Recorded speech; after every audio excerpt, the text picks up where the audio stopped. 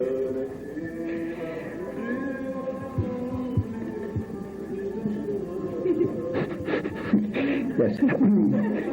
Well, now this is the music that you would have had to dance the whirling dance with this afternoon if you'd had sound system there. I believe you didn't. But anyway, you see by the kind of emotion behind it, that's the emotion of the dervish, the ecstasy of the dervish. These are words of Al-Halaj, and he's using just that word which we were referring to this afternoon, being pure spirit, ruh, being pure spirit. And he's talking about being shattered by the encounter with the divine spirit. And I suppose that is the way of the dervish, as opposed to the way of yoga, for example. Or let's say they're not contradictory, but they're complementary.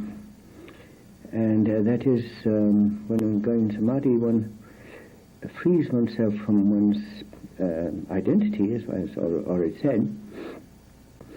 But in the zikr, in the way of the Sufi, one's identity is shattered by the encounter with the being of which one is the expression, discovery instead of experience, as I said. And if one could speak with the dervish, he would say, "Oh, I'm so shattered, and I'm so overwhelmed." So it's a sense of being stirred in the depths of one's emotion by the marvel of life, and in a state of bewondering. And out of that state of bewondering comes not only ecstasy, but inspiration, and all creativity starts by that state of intense, I would say, being stirred, moved intensely in one's being. You see, to pursue what the line of thought that we've been following throughout the day, you see, to be creative, one can't just... well, I'll give you an example. For example, in Moscow, there was a time when they hoped that that musicians could be sort of paid by the state, and they would offer them a nice apartment. They would sit in their apartment and compose. And of course, nothing happens if you do that. Whereas Beethoven, you can't compose, just sit there in a nice warm apartment and compose. But Beethoven, living in a windmill with a terrible noise, shattering noise, and perhaps going out in the rain and slipping in the mud and coming back to the windmill and getting a slap in the face by his girlfriend, living all the trauma of life, well, it came through in music. So what I'm saying is that in order to foster creative imagination, we have to allow ourselves to be shattered. And we have to, of course, exalt in an act of glorification. And that's how the greatest music has been composed. A sense of the splendor that is coming through in the universe and in oneself. And I think, I must say, it's rather hard what I have to say, but I think that artists and composers are projecting in their art something that they have failed to become in their person. And of all works of art, I think the art of personality is the greatest.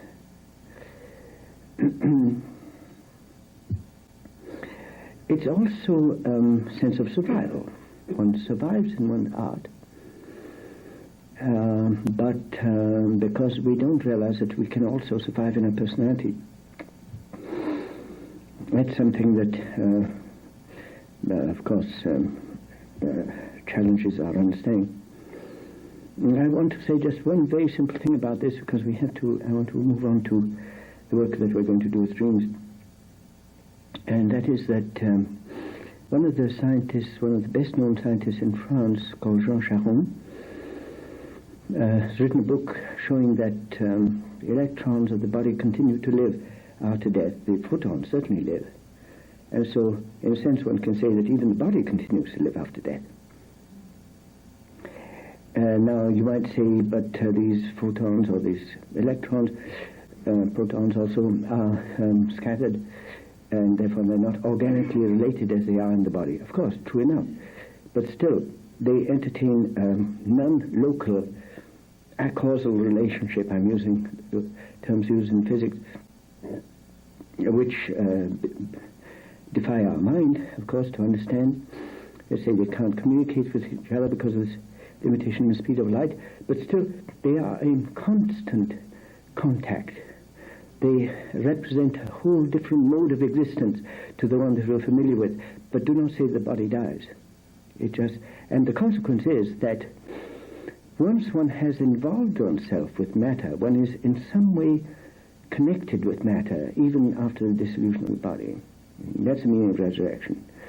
In science one calls it negentropy instead of entropy, which is order, let's say know-how, is built up at the cost of the breakdown of matter. Let's say the support system breaks down, and the consequence, realization develops. And that happens in the course of your life, because you find that as time goes on, the body obviously breaks down. But if one experiences resurrection before one's death, what one is doing is shifting one's identity to that which can't perish. And then one lets go of that which perishes, because one continues to be a pure, let's say, body of realization, for example. I don't know if that makes sense to you, but that's the whole secret of resurrection. I'll give you another example, memory, which is a very good example of resurrection, because, well, 20 years ago there was an accident, and at that time you still remember the name of the street and the colors of the car and even the clothes of the people concerned and so on. Now, you've forgotten all that. But what you do remember is the expression on the face of that woman who was wounded, or the expression of the face of the man who had committed the accident. In other words, memory will retain the essence of an experience, and the contingent part will just disappear. And so that's the meaning of resurrection. You see, the contingent part of our being disappears. Like, I'll give you an example. For example, a doctor. What is the use of the knowledge of the doctor after he has died? Maybe not. But knowing how to deal with physical problems, maybe not. But the wisdom that he has acquired will always be useful. So let's say the essence of what we have acquired remains. That's the meaning of resurrection. Well, now, let us work with dreams.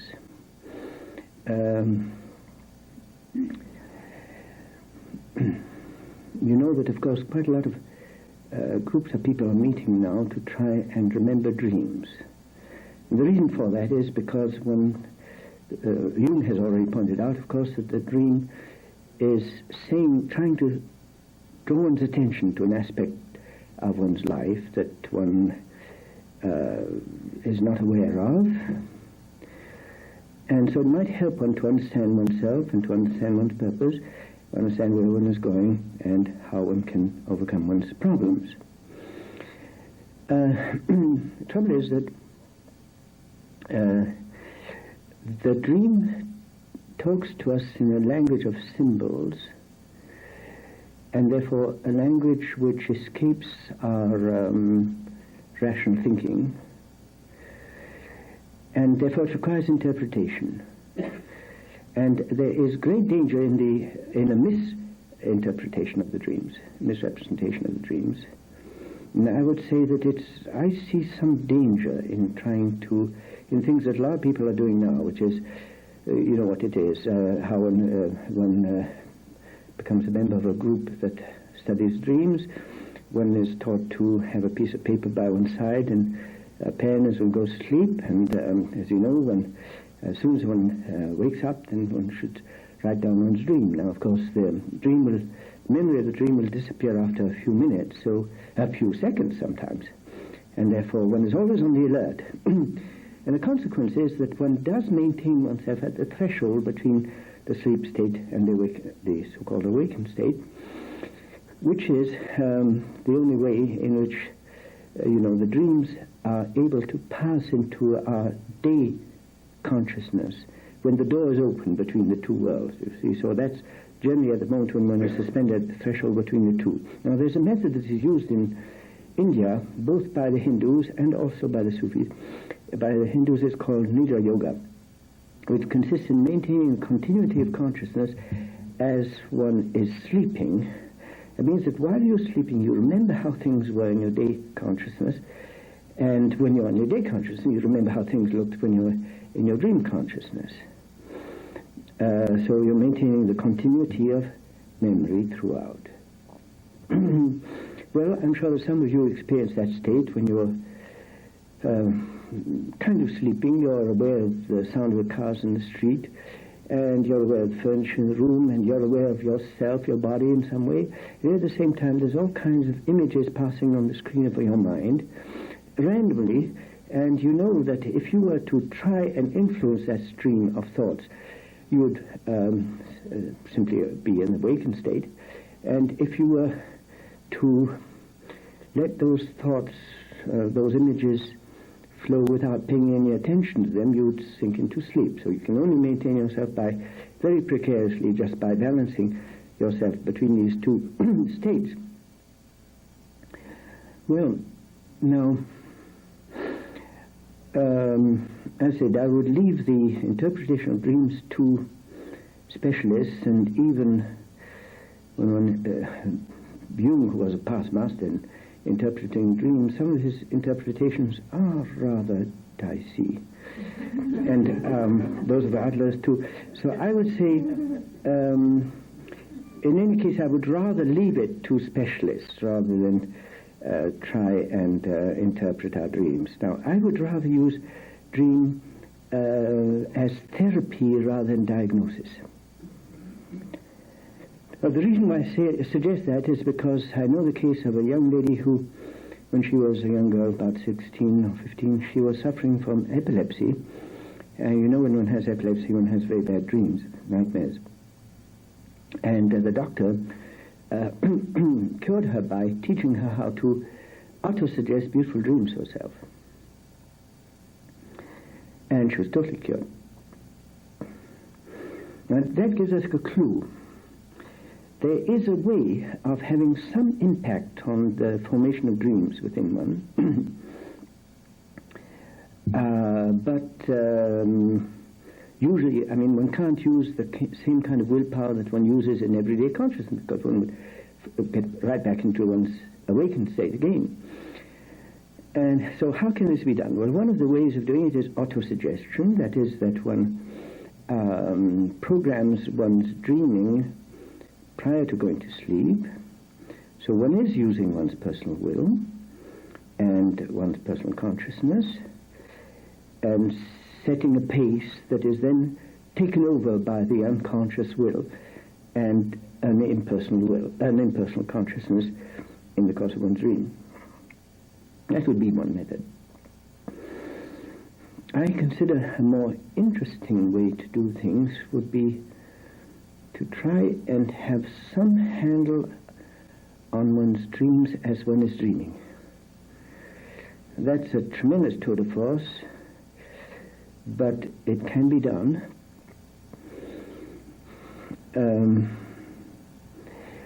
It's a little bit like piloting a ship in a strong tide and a strong wind. You don't have much ability to much impact on what's happening, but still some. That's a little bit like what happens when one does that. As I say, it's also a question of knowing how to call into action sort of impersonal dimension of one's will rather than enforcing one's personal will. So it's a little bit difficult, something that one learns in the course of meditation. And then one finds that one is able to,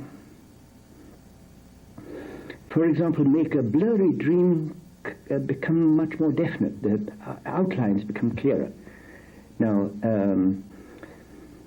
Another thing would be, for example, concentrating on a lot of light, and then you find that drawing, that landscape of the dream, it becomes all of a sudden lighted up. So it shows that there is a way of having some impact on the dream. Now, the interesting thing about the dream is that one is projecting into images something about oneself, and therefore bypassing one's concepts, one's mind, you see. And a very good example of that is, for example, Monet, who was that French painter, impressionist, who used to depict his moods simply by drawing landscapes. So the landscape was just the canvas upon which he was, through which he was expressing a state of consciousness or an attunement or something like that. For example, a dreary mood in a sort of misty lake, and a more energetic mood where there was some moving cloud or whatever. Now, it occurred to me that in the course, if we let ourselves indulge in a state of reverie. Now, reverie is a state that we normally don't indulge in. That is, either we're sleeping or we're awake, but reverie is that state where one is half in between the two, and most of us think it is just, well, most of us are so tired at night time that we just simply flop to sleep. Or then we're awake and then we try to open our eyes. But it seems like rather counterproductive just to daydream. And yet all creativity starts in daydreaming. And that's true of the musician and the artist. It's also true even of the scientist. Just imagine the case of Kerkule, who was a biologist at a time when biologists were very concerned about trying to find out what was the structure of the benzene molecule. And much as they tried, they couldn't find a solution. And Kerkule was sitting in his armchair and trying to wreck his mind. Nothing happened, and so he just simply slipped into a nap. And in the course of his sleep, he had the vision of a snake that was biting its tail. It's called a Ouroboros in alchemy. And when he came back to his only consciousness again, all of a sudden it occurred to him that that was the answer. If you could think of the benzene as a ring, the molecule as a ring formation, then of course accounted for all those properties which the scientists, others, had not seen. So you see, the dream definitely has a message to give us. The question is how to learn how to call upon this kind of mode of thinking which is subliminal, that is just below the conscious level.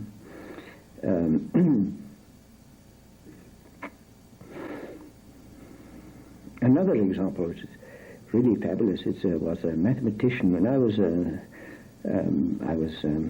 studying to be an officer in the British Navy in Edinburgh during the Second World War, and there was a mathematician from Aberdeen University who came to visit us and demonstrate his fantastic ability to give us the answer of any number, like a 7-digit number to the power 17 or 19 or whatever, give the answer right away. And we asked him, well, how on earth did you do it? He said, oh, well, it's yoga. Well, that was a nice password, yoga, in those days. It was very popular. And actually, he said, well, you see, the unconscious can perform operations that the conscious could never do. In fact, if you had to think of all the motions you have to think of, or you would have to think of to ride a bicycle or drive a car, you'd never be able to do it, just because you've trained your unconscious to do all those things for you. So the unconscious can do it much better than you could with your will. And so he's doing the same with mathematics. Now, the same is true about the creativity of our personality. If we try to work it out with our will, no way. But if we learn how to trust the inner operation, the inner process, the formative process taking place, and yet customize it. That's a word that I used before. Use some impact so that otherwise we would just be the products of the force of nature. We would not have a place in the universe. Well, then we can be creative. Now, how can we sort of bring all this into focus? Well, let's start with a few practices, and we'll see how it works. Now, the first thing is, of course, to learn how to relax to an extreme degree, which we tried to do this morning, where one is giving up the activity of one's will, and the way to do it is, of course, to withdraw from the impact of the physical environment, such as it appears, and also from the impact of one's thinking. You remember, that's what we were doing this morning. And so, on the other hand, we don't want to slip into sleep.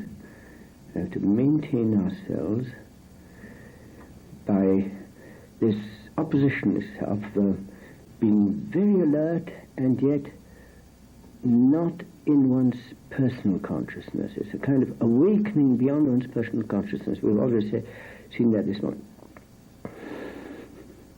Now,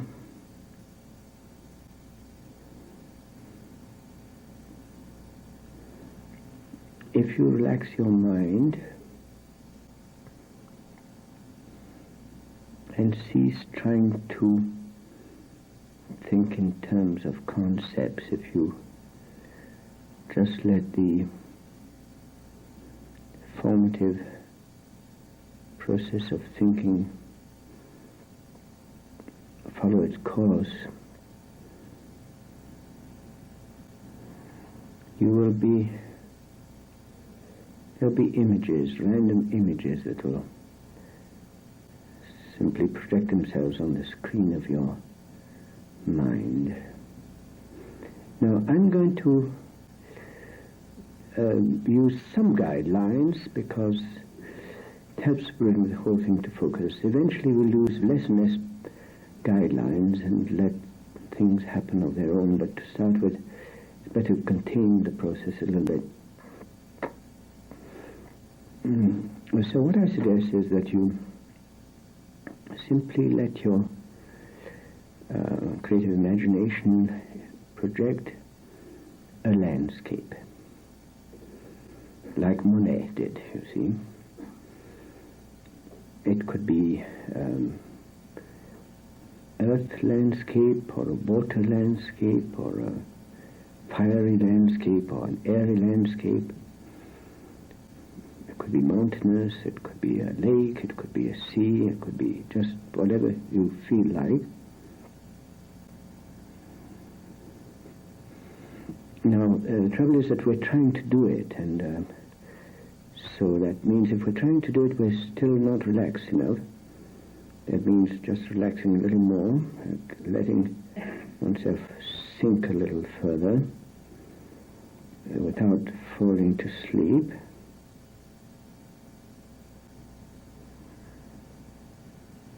And just let your imagination run amok without trying to set too much of a pace.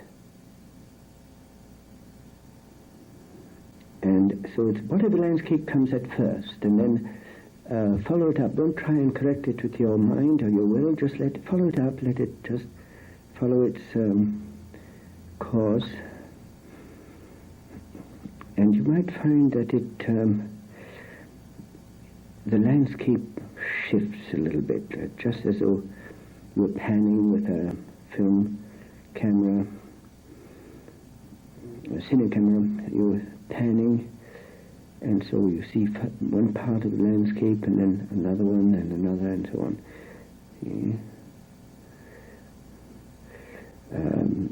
don't have to pan too fast. You can move slowly and discover further areas as you move. Now, you are in the landscape, although the landscape is also you. So let us say the landscape represents maybe your interrelationship with the environment, and you in the landscape, however you portray yourself, represent, well, essentially your concept of yourself. But these are things that we'll have to talk about later. For the moment, just the thing that I would suggest that you do is to move in the landscape, to either you're walking or flying or then swimming or whatever, and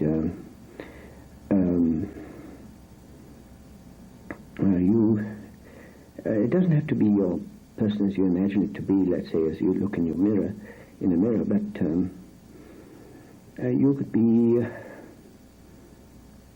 an eagle or a falcon or a goose in a flock of wild geese, for example, or you could be a car on a road, or you could be an airplane, or you could be a boat, or you could be a train, or you could be anything. So it doesn't. Let us not concern ourselves too much with. I'm giving guidelines, and I'd rather this happen without your trying it too much with your will.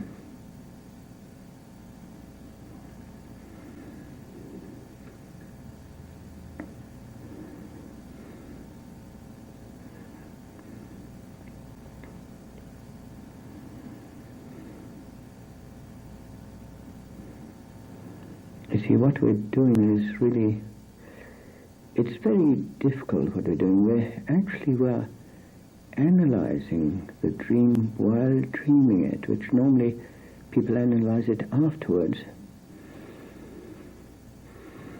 You see, there's a difference between the unconscious emerging into the conscious, as what psychologists are doing all the time, between that and the opposite, which is bringing the light of consciousness into the unconscious. And we're doing the second.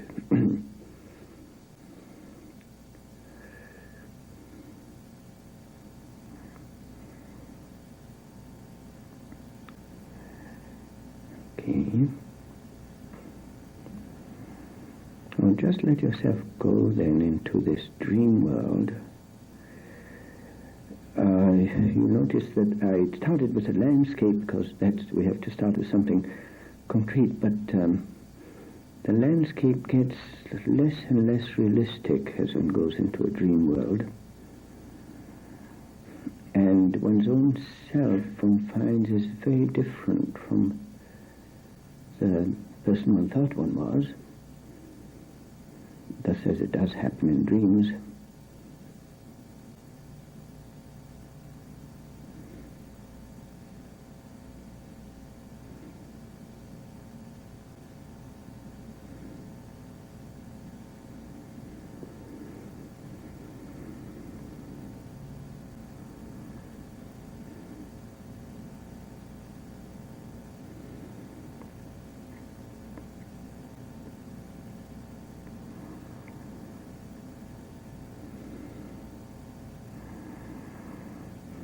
Now, I'd like you to notice certain things.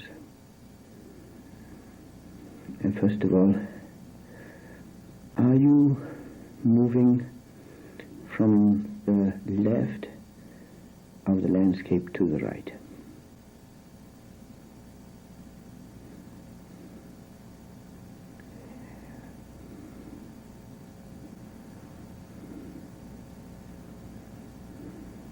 That would mean that the landscape is moving from the right to left.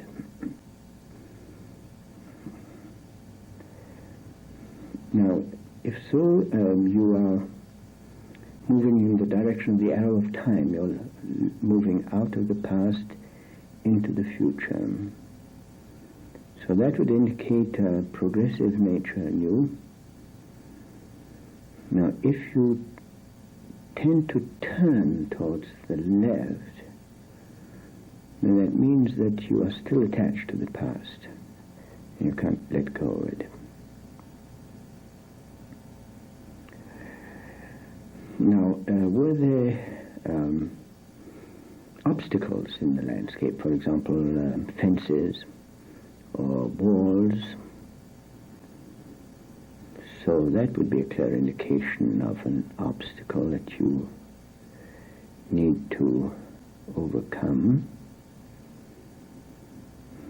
Or then were there bridges? And in that case, of course, the landscape provides a means of overcoming obstacles.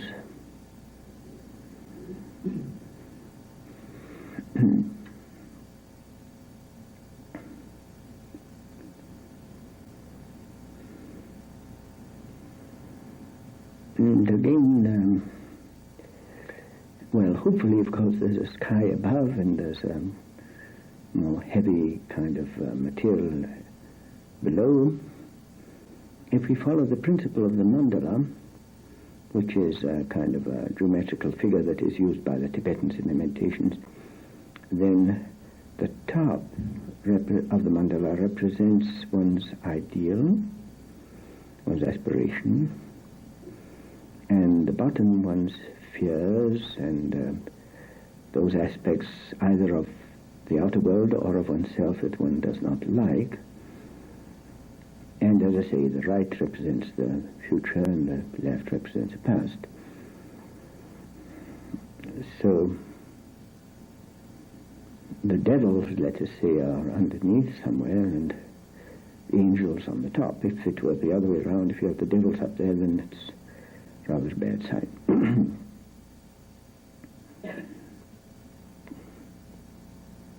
Now, that landscape, let's go a little further, but I'm rather careful, cautious, that we don't just let our imagination run amok, and then in that case, what can happen is that our hell begins to break right through to the surface, and because in the unconscious there's all kinds of levels of reality.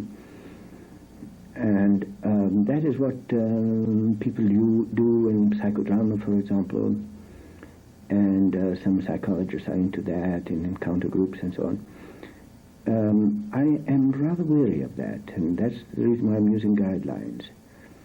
It's because,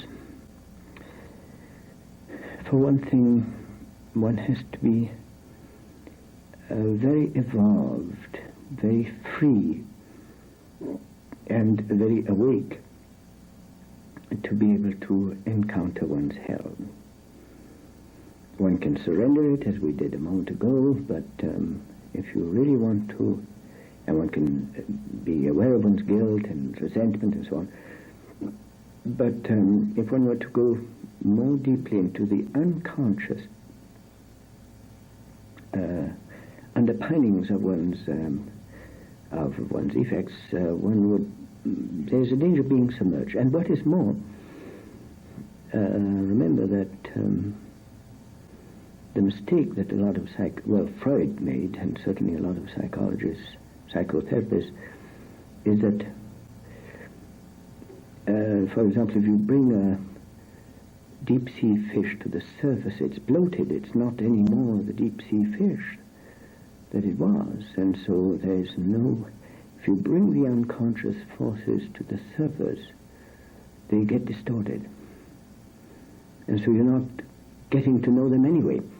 And that's why I suggest, I think it's much better to penetrate into the unconscious than to let the unconscious run amok. Okay, so what we're doing is we're just exploring a middle range of the material of the dream world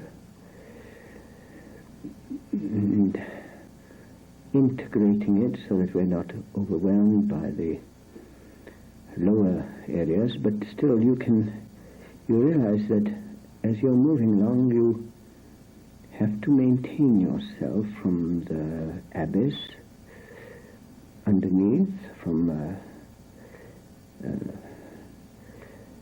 let's say, all those things that one does not like and wishes to avoid, and you are moved by a nostalgia for your highest aspirations. Now, it would be interesting to see whether you are actually moving on a diagonal from bottom left to top right.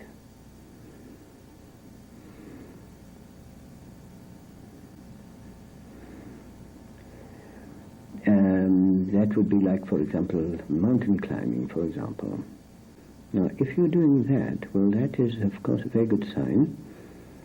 That means that as you project the future, you have the impression of getting closer to your ideals or aspiration and moving further away from the antecedents, let's say the primitive background from which you have emerged in the course of evolution, in the course of eons of time.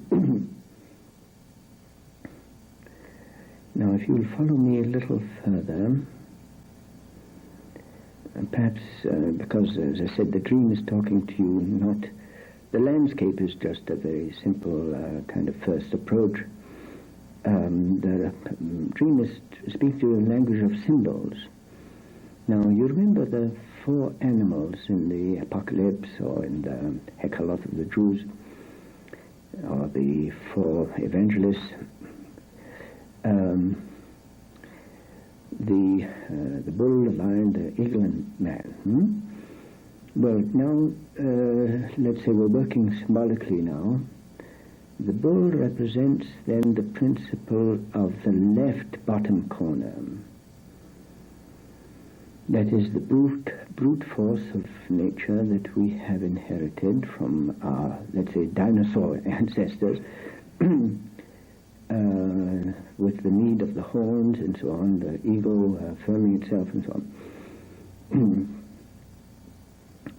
As one evolves, that need for affirming one's self, survival, and all that, is kind of sublimated in the lion on the left bottom corner, who represents mastery, sovereignty, authority, dignity, majesty.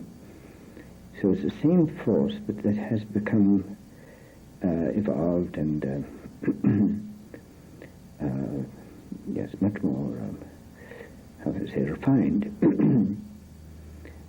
Now, the left top corner, represented by the eagle, the symbol of the eagle, that is awareness, consciousness, awakened consciousness, ability to have an overview over things.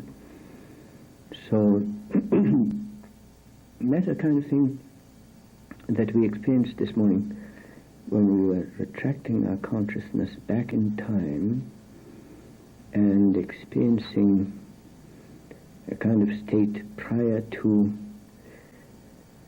the existential condition. So let's say as they call it, a protocritic knowledge, let's say, a kind of inborn knowledge, awakening in the sleep in the night of time. Now, the top corner on the right,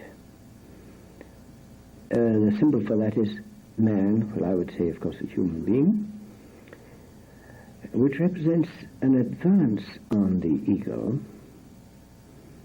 because the human being represents the second awakening that I talked about this morning, which is the awakening of the divine consciousness in the creature, rather than flying above the physical world in a state of aloofness, which is the ego. So there we have symbols, and those symbols, you need not think of them pictorially, but what they represent in your image. So if you look at your image again, you may experience in your image, on the left of your image or your panorama, left bottom,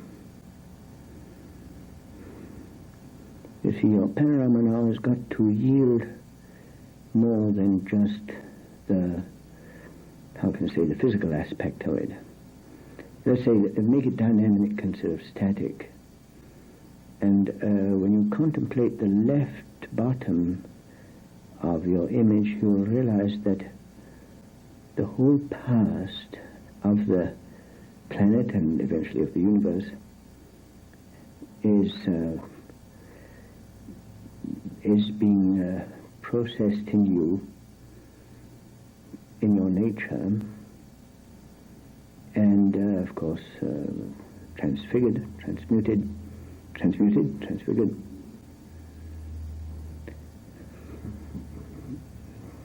The monkey nature, the dinosaur, the bull, all those aspects of one's being that are there. So we're making a tapestry out of all the different strands of our being, and those in the tapestry you've got to have some dark strands also. It all is part of the whole build-up of the tapestry.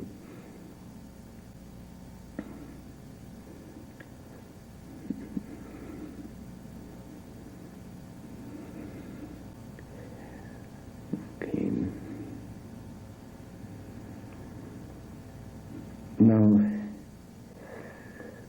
can you see how, as you're moving along in your life, those primitive forces are becoming, can be transmuted into giving you power and strength and authority. Insight won't give you strength and authority. So that we're working with two things, really, insight and strength.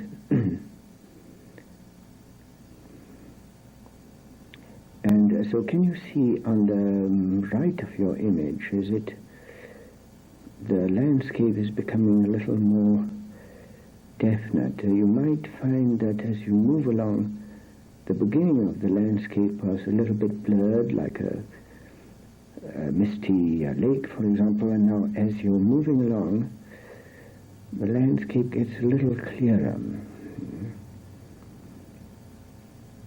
I'm suggesting that what I'm saying is that one can exercise some influence on the landscape by this intangible kind of impersonal will. And can you see how the higher part of the above part of the landscape, there's a kind of sense of effulgence, brilliance, light, like the light dawning upon the horizon, like a beautiful sky, and that is, of course, just in the, how can I say, the physical implications counterpart, but the noetic ones would be a sense of glorification, of jubilation, of victory, of splendor, adumbrating the whole scene. So the whole scene can now appear like a transfigured scene rather than just an ordinary commonplace landscape such as we experience them in our everyday life. Whenever you can do that, you see we are influencing the landscape now a little bit. But each one of you is going to do it differently according to the kind of state of evolution you're in.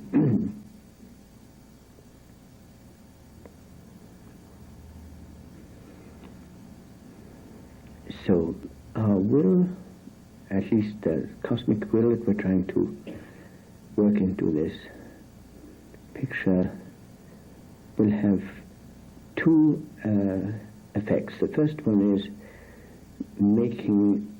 taking away some of the blur of it, making the outlines a little more structured. And the second one is bringing in more light, so the whole landscape lights up a little bit more. Now, the interesting thing about that is that by trying to make the landscape clearer, one does something to one's personality.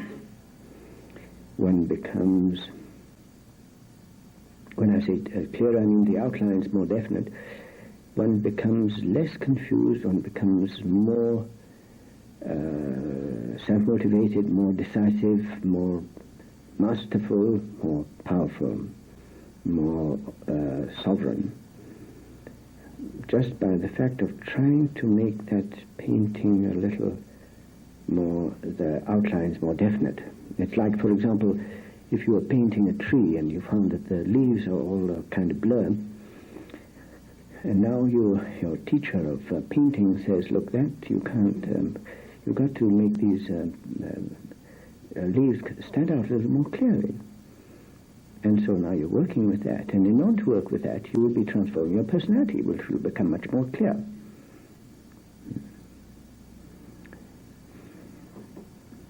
And then secondly, if your teacher was Rembrandt, he would say, you've got to put more light in your painting. And in order to put more light in that painting, you would become much more luminous. And so the painting is just a feedback system whereby you're working with your character. And if you were trying to become more luminous, it wouldn't work. But by using the feedback system, it makes it possible. See? That's working with creativity.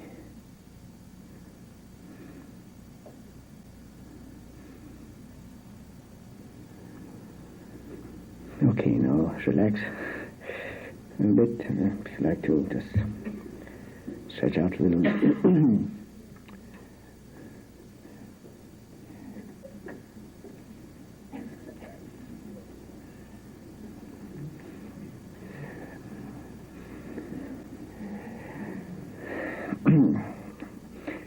Okay, now for the last bout.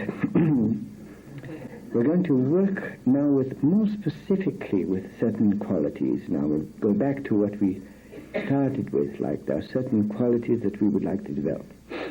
So we've been trying to get in touch with what's coming through.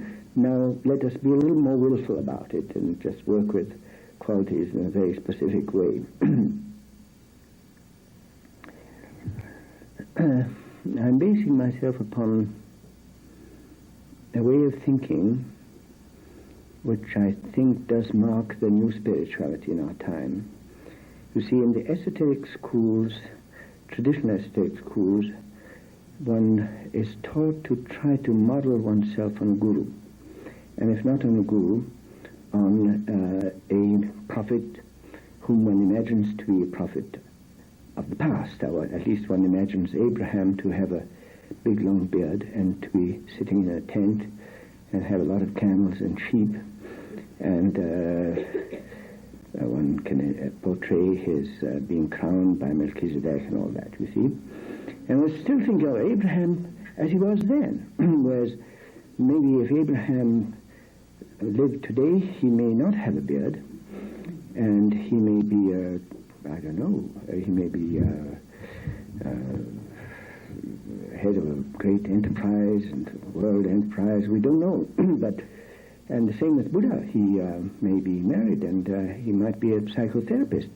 And Muhammad might be the president of the Commission of Nonviolence and World Peace. And Christ would probably not be recognized by a lot of churches, and probably because he wouldn't be a Christian. and he would probably be working in San Salvador. And so our concept of the masters is totally based upon some kind of a transmission. Now, if we were able to, and even then, I mean, the way they would be today is that's not them. What they are is beyond what they were then or what they are now. Get into the essence of Abraham, or get into the essence of Christ, beyond the procession, let's say, of personalities. Now that is something which we find in the teaching of a very wonderful being, hermit actually. His name was Nicholas of Fleur. He was a Swiss hermit who lived in the mountains in Switzerland. I forget now what century, 17th, 16th, I'm not sure. And the Swiss people were just about to engage in a terrible internal war, and they decided to ask for arbitration. And they went to this hermit, and he said, what he advises to form a federation. And that was the origin of the Swiss Federation, the Swiss government, and the government of the United States is based upon the same principle. Few Americans realize that the origin of the American Constitution was right back there in the words of Nicholas of Fleur. And the same thing, of course, is true of the community, the European community now, which is based on the idea of federation. Well, now, the practice that he gave, that he was doing himself, and now people have discovered the pattern of his meditation. It was 6 what they call medallions, 6 images. At the top, Christ, the Father, the Son, the Holy Spirit, all in one, the Trinity. The left corner, top corner, Christ descending through the angelic planes. Bottom left corner, Christ being born in the womb of the Virgin Mary. Bottom, Christ as Jesus, active in fulfilling his mission on earth. Bottom right, Christ being resurrected.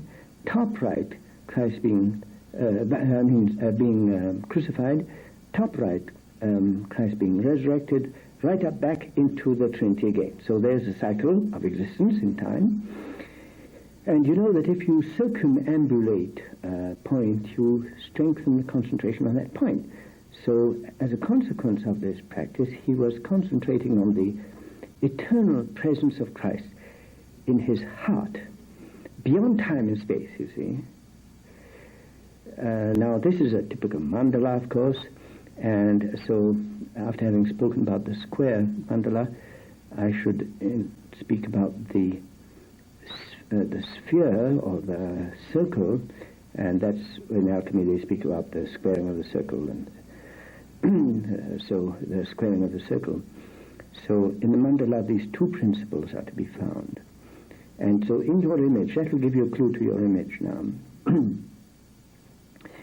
Now, if you remember, then the left-hand corner, the top was the Trinity, that's the ideal state. If you remember, and the bottom was incarnation on earth and suffering from the limitation of human conditions. And then the left-hand top corner, which is represented by the eagle, that was Christ descending through the heavenly spheres.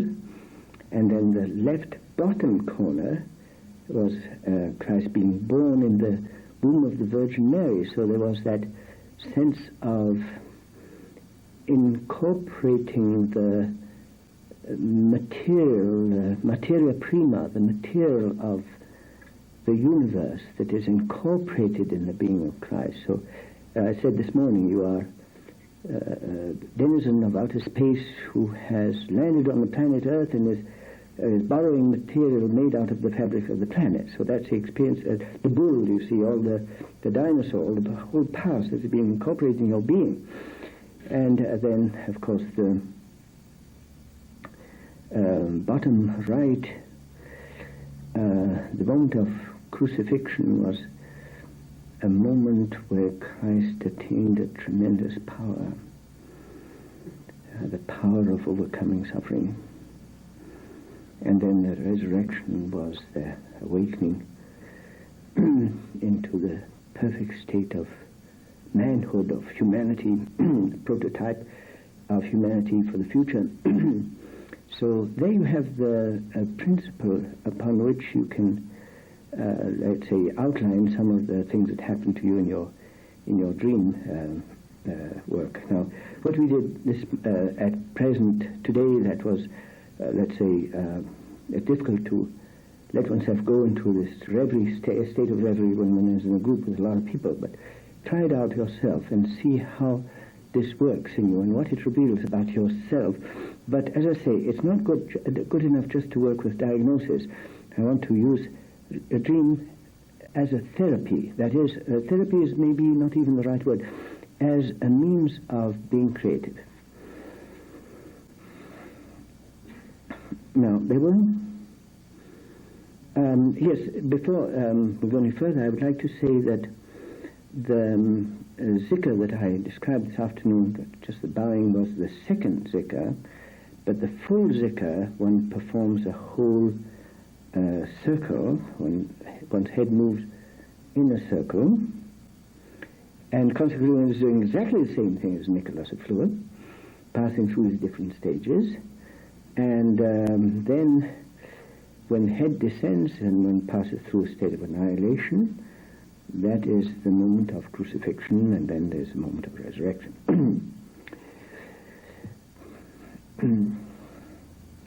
Same thing is true of the Kabbalah, and that's a very amazing thing. I spoke to a rabbi once, because, who was a specialist of Kabbalah, because I'd always seen the Kabbalah outlined as a tree. I don't know whether you're familiar with it, with Chokhmah, Keter at the top, and Chokhmah on the right, and Bina on the left, and then Chesed on the right, and Din on the left, and then Tiferet in the middle, and then Netzach on the right, Hod on the left, and then Yesod at the bottom, and then Malkut right down. So that's a tree. Tree with, say, 3 branches.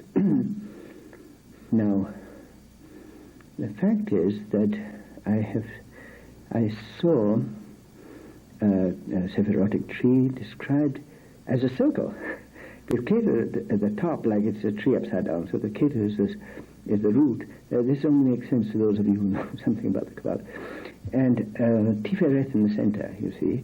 And so one was going through exactly the same phases as Nicholas of Fleur, from the top, through the different, descending through Bina, and if you know what I'm talking about, in Din and Hod, right down till Yesod, and then moving up from Yesod through Netzach and Gedula, or let's say Chesed, and then Chokhmah back into Keter again. And all the while one is concentrating on Tiferet, which represents the heart in the center, you see. And Tiferet represents a process of transformation of one is passing from the human state to the divine state. It's exactly all the kind of things that we're doing in the Zikr. All right, now what we want to do is to work more specifically with certain qualities, as I said. So I'm not going to ask you anymore to have to choose between the qualities that you'd like to develop, because I'm sure that we would all like to develop exactly the same qualities. We would all like to be, first of all, highly alert and awake. We would like to all be masterful and have some authority and some dignity about us. We would like to be dancing with joy. We would like to be very peaceful, serene. We'd like to be more loving and compassionate. We'd like to be more upfront. So we all have the same needs. Now, how could we, as I said before, if we use our will, we shall never be able to develop these qualities. Or we can to some extent. For example, if we were to keep on reminding ourselves of being awake, we would all be much more awake. we tend to slack a little bit. We tend to become too slovenly. There's a way of pulling one's socks up to, there's some kind of a sense of sort of build-up of energy that you can use at moments after lunch, for example. So we have certain mantras that will just trigger off a state of consciousness because the sound corresponds to the particular quality that we're referring to. So, for example, I'm going to give you some of the more traumatic ones, like Hay, Hay, which is the mantra that denotes life, you see, life force. That's something that the Americans greet each other saying, hi. So, okay. I don't know, it's an Arabic word, so I don't know how that happened, but anyway, it's hi. Immediately, you spring to attention, don't you see? So now, behind this, there's again an imagery, and so you can work with trying to become more energetic all the time, but one might forget.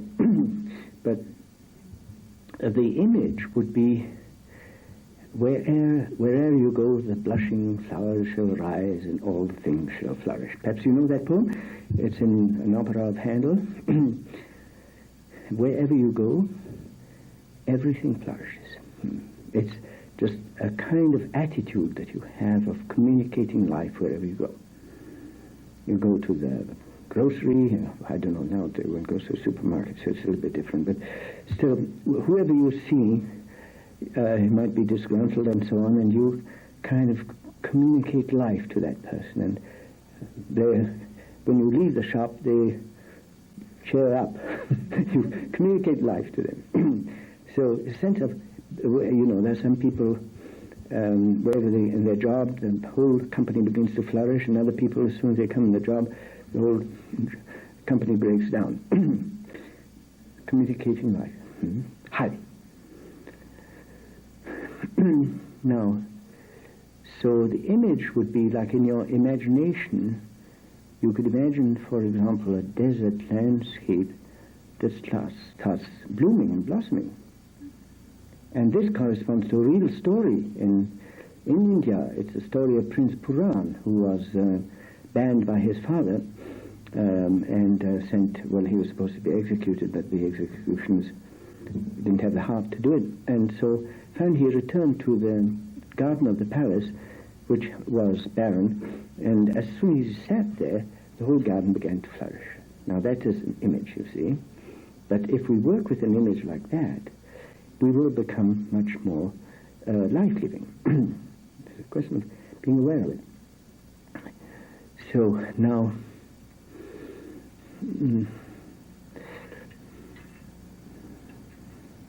another image would be,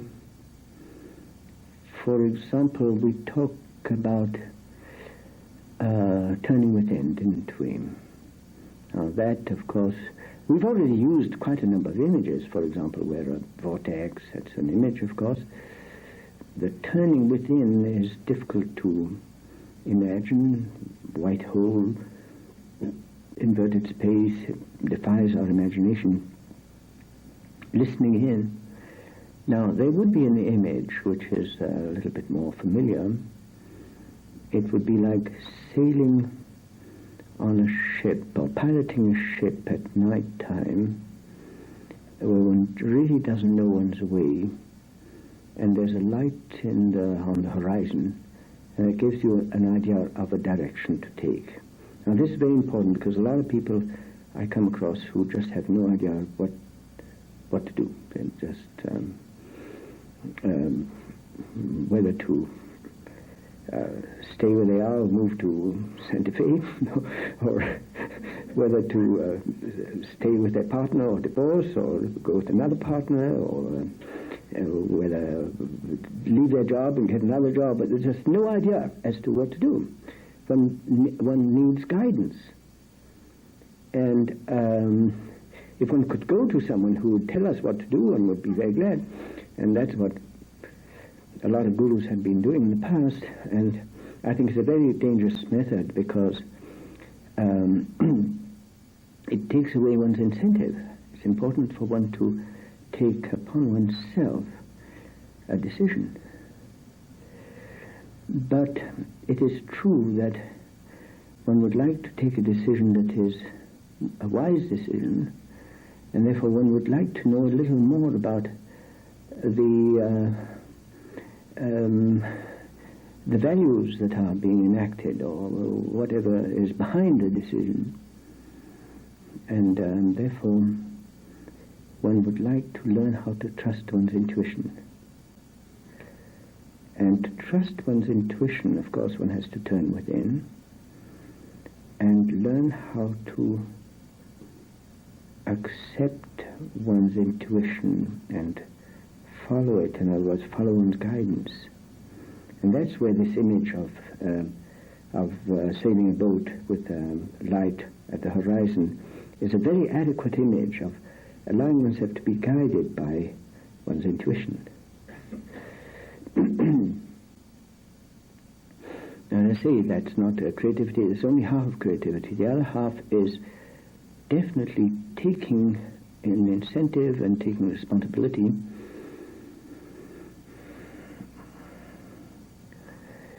and for that, of course, we have a lot of images of, well, our usual representation of a master is, of course, a very masterful being.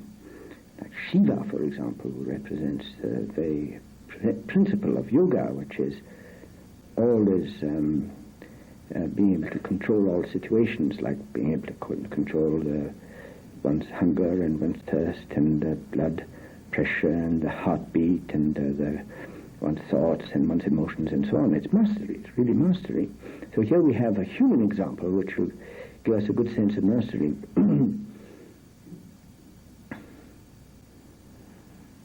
Now,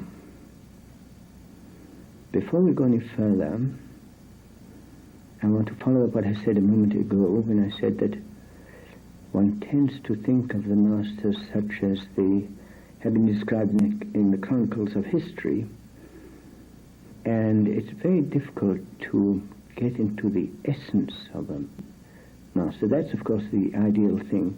You see, the reason for calling upon another being is because in order to be what we are, we need to see ourselves in another ourselves who is better able to manifest what we are than ourselves. And that's why we are all in search of a wonderful being. It confirms something that is in us and which we haven't had the strength or the courage to be so far. And if we see it in another person, it gives us a comfort or a sense of security that we should be able to do that ourselves. You know, the answer is, what does he have that I don't have? Like, we all have the same capacities in us. It's just that we don't believe it. That's true. And that is the reason for this whole Guru-Chela relationship. It is we're all in search of a wonderful being. I did myself when I was a young man. I spent years on the Guru hunt, as they say. And I came across, a lot of charlatans. In fact, most of the so-called gurus were charlatans, as far as I can. I'm rather judgmental about it, but I felt strong egos, people crushing you by their sense of importance and hypocrisy and playing games and a lot of things. So role playing, all kinds of things. Showbiz. So my criterion was, if I felt, after meeting that being, if I felt like dancing in the clouds, or if I felt elated and inspired, and then that meant that it was a real illuminated being. And if I felt crushed and wasn't too sure about what kind of a game that person was playing, then I would stay away. And consequently, I came across some incredible people. I remember once one rishi who sat in a cave for the whole of his life. He was Munib. He was in silence. Later on, I visited his cave. It's a little corridor that goes under the ground, and there's a little circumference there inside, which is about 6 foot in diameter. And he sat there the whole day and whole night on the stone. And he would come out at 5 o'clock in the morning, and thousands of people used to come every morning just to look at him. He didn't say a word. The priests there, or whoever the authorities were, reading the Upanishads or the Vedas, and he just sat there in ecstasy. But the light of his being and the power of his being, majesty, the magnetism of his being was such that one left that place absolutely transformed.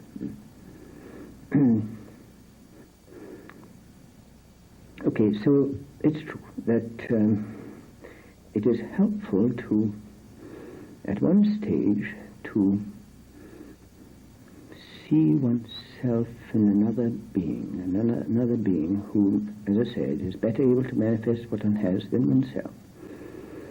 Let's say we all have the divine inheritance in us, as Jesus said, but when we see a being who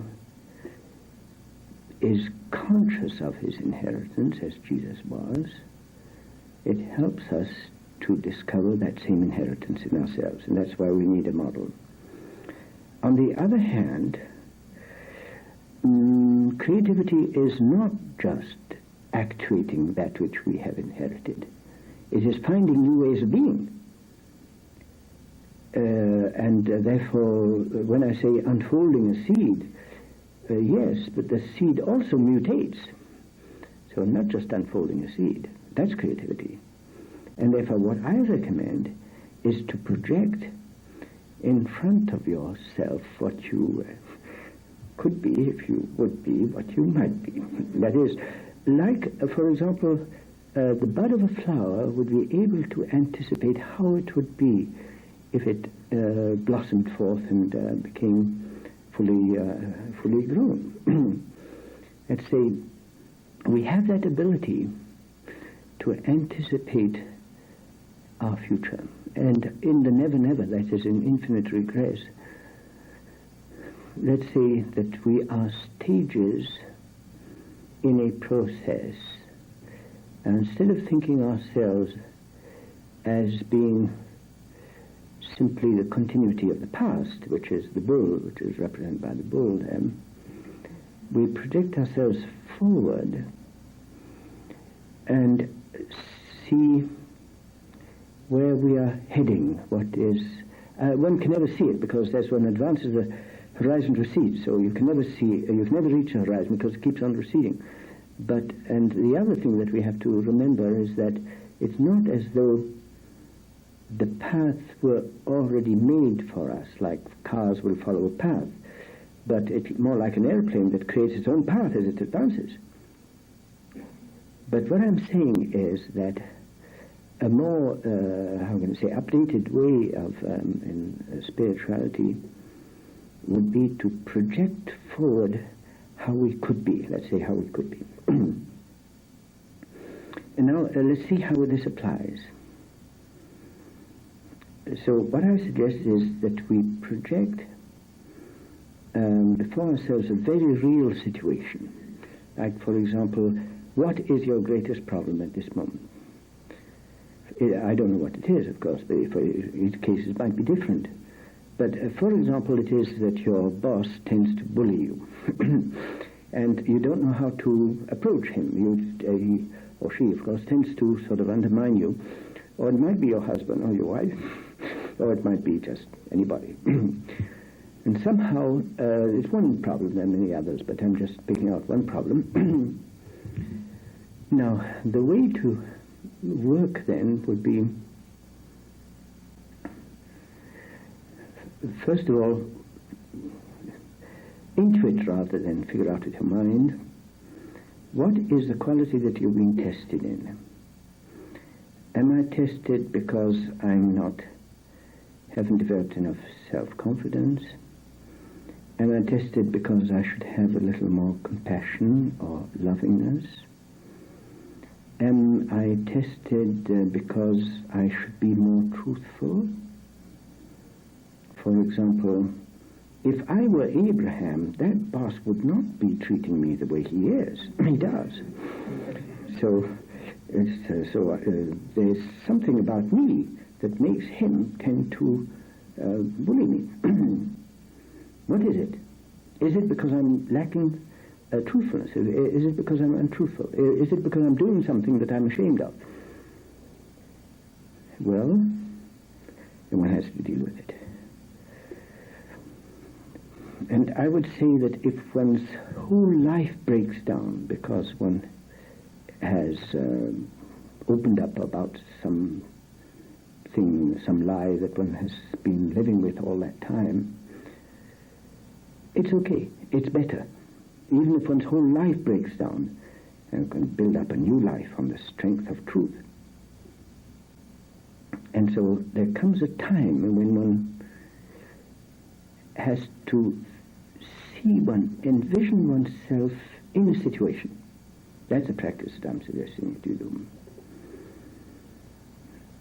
Live situations of your relationship with people, your relationship with your spouse, your relationship with your children, your relationship with your parents, your relationship with your friend, and so on. Live situation in which you imagine yourself having developed the quality that is being challenged in your relationship with that person.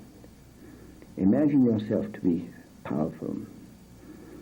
And that power can only be based upon truth, otherwise there's no way. It will crumble. And now when you face that person, you have been practicing, you've been rehearsing, and now when you face that person, you're able to face that person in a totally different light, a totally different relationship altogether. So this is purpose-oriented instead of cause-oriented. Instead of modeling oneself on beings such as one imagines them in the past, one models them oneself on the way that one could be, as I say. And the Sufis have a word for that. They call it Zul Jalal wal Ikram, which means the Lord of Majesty and Splendor, which is that which God is becoming as us. And according to the Sufis, in the beginning of time, they think of God as being the hidden treasure that desired to be known, in other words, a pure potentiality, and God becoming a reality as us. Instead of thinking of God up there and us down here, miserable worms, we are the being of God, but distorted, disfigured, limited, all you like, but still the being of God. It's a little bit like, for example, Leonardo da Vinci used to make little sketches of people for his paintings, and then eventually he would come out with a whole painting. So we could consider our personalities as being sketches on the way to becoming the person that we are on the way to becoming. Now, this has got to be very realistic, otherwise it doesn't work. I'm thinking of a method which has been used by esoteric schools before, and which I've discounted all the time, and that is looking into a mirror. Now, the mirror, for one thing, the mirror doesn't show you the way you are. It shows you the opposite. The left is on the right, and the right is on the left. And secondly, it's just the outer appearance. So it's not the way you are, really. On the other hand, as the Sufis say, that which you see, that which transpires behind that which appears. Now, then you make an experiment, and you think of somebody who's really done something terrible to you, and you feel really upset about that person. Just like the other day, somebody had my computer repaired, and he promised that he would keep all the memory on it, and all the memory had gone out. 3 weeks of hard work. So if I had looked at myself in the mirror, I would have seen a very ugly face. Now, look at yourself in the mirror and think of a beautiful dawn in the mountains, beautiful colors, and all of a sudden you discover that that is your real home. That's where you come from. And you feel that you've been exiled from that home. There must be something of that inheritance in your being. That's the eagle in the image, you see. And it got covered over, you see, like on the face of a child sometimes there's so much beauty coming, the beautiful light coming through in the smile of a child. And when you grow up, the face gets all bitter and hard, and a pity. People seem to go backwards instead of forward in life. So, of course, the great art of working with the personality is always to reconcile the irreconciliables. For example, to be innocent and wise at the same time, to be strong and gentle at the same time, to be full of compassion and yet severe, to be masterful and yet be ready to be guided. All these reconciliations of the irreconciliables. All right, so we're working with the mirror, and you notice the difference in your face. The mirror is a feedback system which will just show you what is happening to your real being, like the picture of Dorian Gray, perhaps you remember that. So that's a method that you can use, because then you will remember it when you're not standing before the mirror, and you'll remember how your emotions and your consciousness affects the way you look. So that's very real, it's very tangible. And so you can project forward how you would be in a very concrete way, even the way you look in a given situation. So you see, this is exactly the opposite of modeling oneself on someone else. It's modeling yourself on your future. Now, incidentally, I use the word Zul Jalal Vidakram, which is the Lord of Majesty and Splendor, but of course, as you know, most of the teaching of the past was rather chauvinistic, and so I thought out the female counterpart of that would be Hanum Jamil Valikram, which would be the queen of beauty and splendor.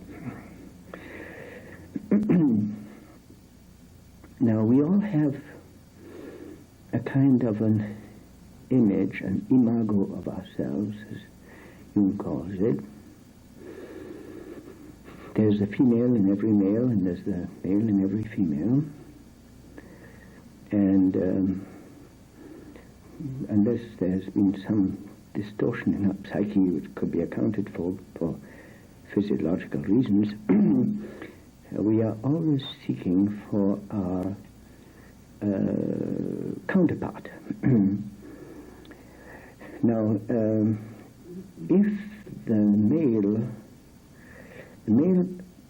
seeks in the female his own latent femininity, and if he doesn't find it in the female, he manifests it in his own person.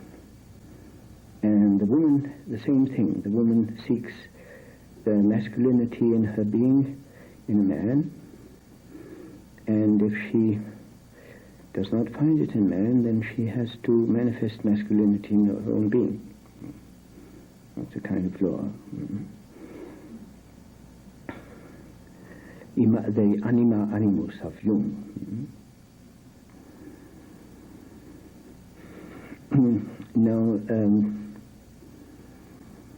that is probably the reason for a lot of tragedy and tribulations in our relationships, because we don't always find a person who has exactly that quality that one is seeking.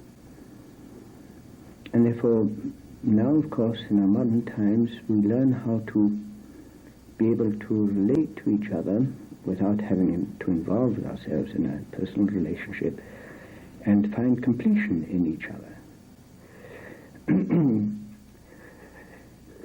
One does not have to possess a person in order to be able to be enriched by the being of that person. And so ultimately we are all part of each other in an enormous network. And it is true that we are discovering ourselves in each other. That is true. And that is why that which we fail to discover in our contemplation, we experience not just in our relationship in our experience of the physical world, but in our relationship with people. We discover ourselves in each other, and we live in each other. And especially if we love someone, that person becomes very present within our being. Sometimes we talk like that person and think like that person. Well, you see, we're reversing now that what we were doing in the beginning, withdrawing into the solitude and finding peace and serenity and freedom, and now we're finding a way of involving ourselves while enriching ourselves. And that has come because we have learned to accept ourselves, and that means our defects, and we have come to accept others also as being other ourselves. And so that is the completion of the alchemical process.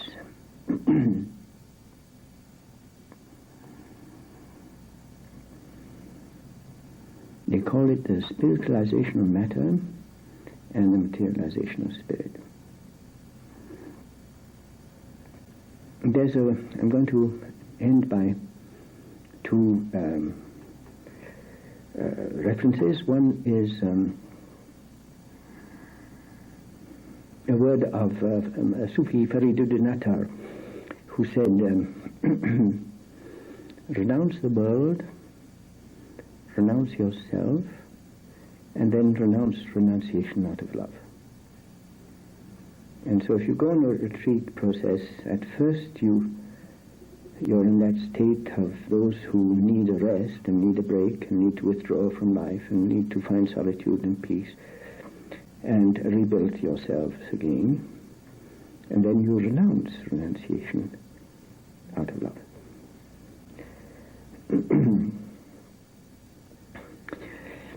And the other is, is actually the real, is it. It's a story of the, every now and again an elephant in India goes mad. And when the elephant goes mad, it becomes very powerful, it breaks its chains, it runs amok, it runs in the street, destroys houses, and will kill its keeper. And when this happens, then they go and call a dervish. And the dervish doesn't like to be disturbed, but they catch him by the scruff of his neck and place him before the elephant. And the dervish says, sit down. And the elephant sits down. And everybody is amazed. Thinks, how on earth is the dervish able to control the elephant? And the reason is that the dervish thinks he's God and the elephant really believes it.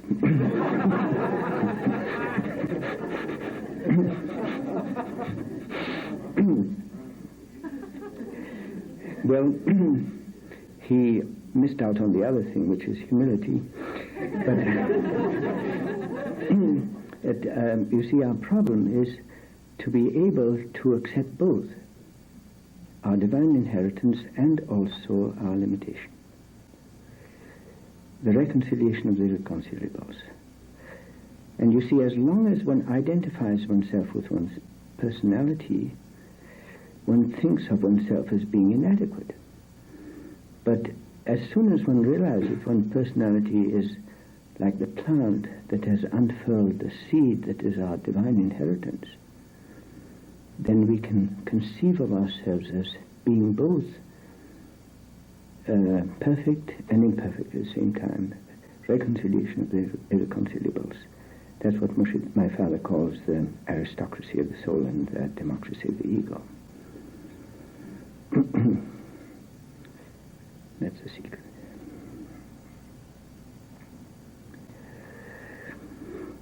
The way of the dervish then is